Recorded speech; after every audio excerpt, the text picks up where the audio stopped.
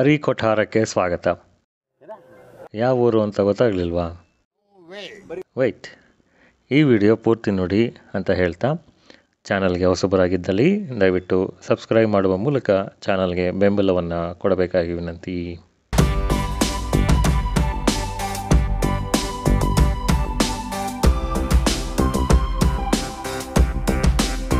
ಈ ದೇವಾಲಯವನ್ನು ಮೈಸೂರು ಸಂಸ್ಥಾನದ ಮಹಾರಾಜರಾದ ಶ್ರೀ ಮುಮ್ಮಡಿ ಕೃಷ್ಣರಾಜ ಒಡೆಯರ್ ಅವರು ತಮ್ಮ ತಂದೆಯವರಾದ ಚಾಮರಾಜ ಒಡೆಯರ್ ಅವರ ನೆನಪಿನಲ್ಲಿ ಕ್ರಿಸ್ತಶಕ 1826ರಲ್ಲಿ ನಿರ್ಮಾಣವಾಗಿದೆ.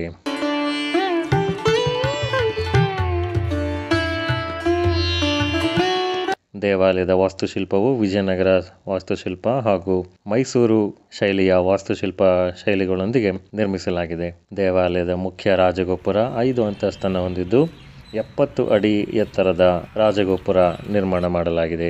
ದೇವಾಲಯದ ಗರ್ಭಗುಡಿಯಲ್ಲಿರುವ ಶಿವಲಿಂಗವನ್ನು ಶೃಂಗೇರಿಯಿಂದ ತರಿಸಲಾಗಿದ್ದು 2 ಮಂಟಪಗಳನ್ನು ಒಳಗೊಂಡಿದೆ. ಮುಖ್ಯ ಮಂಟಪ ಇದು ತೆರೆದ ಸಾಲಿನ ಕಂಬದ ಮಂಟಪ ಮತ್ತು ನಂದಿಯ ಮಂಟಪವಾಗಿದೆ.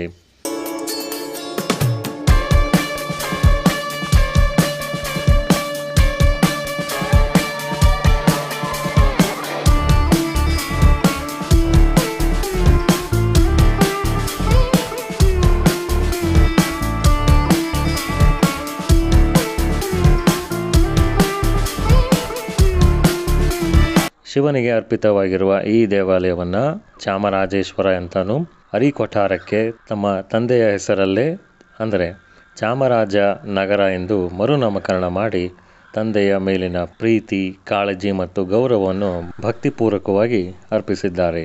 ತಮ್ಮ ತಾಯಿಯ ಸವಿನೆನಪಿಗಾಗಿ ಕೆಂಪನಂಜಂಬ ದೇವಿಯ ವಿಗ್ರಹವನ್ನು ಕೂಡ ಇಲ್ಲಿ ಪ್ರತಿಷ್ಠಾಪನೆ ಮಾಡಿಸಿದ್ದಾರೆ.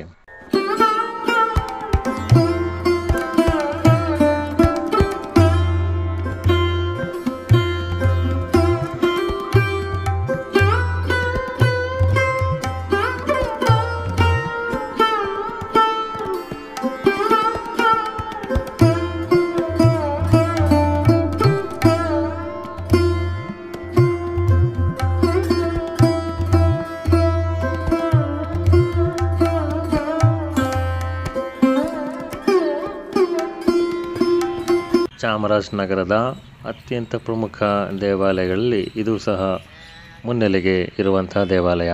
ಈ ವಿಡಿಯೋ ಇಷ್ಟ ಆಗಿದ್ದಲ್ಲಿ ಲೈಕ್, ಶೇರ್ ಹಾಗೂ ಕಾಮೆಂಟ್ ಮಾಡೋದನ್ನು ಮರಿಬೇಡಿ. ಮುಂದಿನ ವಾರ ಎಂದಿನಂತೆ ಮತ್ತೊಂದು ಐತಿಹಾಸಿಕ ಮಾಹಿತಿಯೊಂದಿಗೆ ಸಿಗೋಣ. ಧನ್ಯವಾದಗಳು.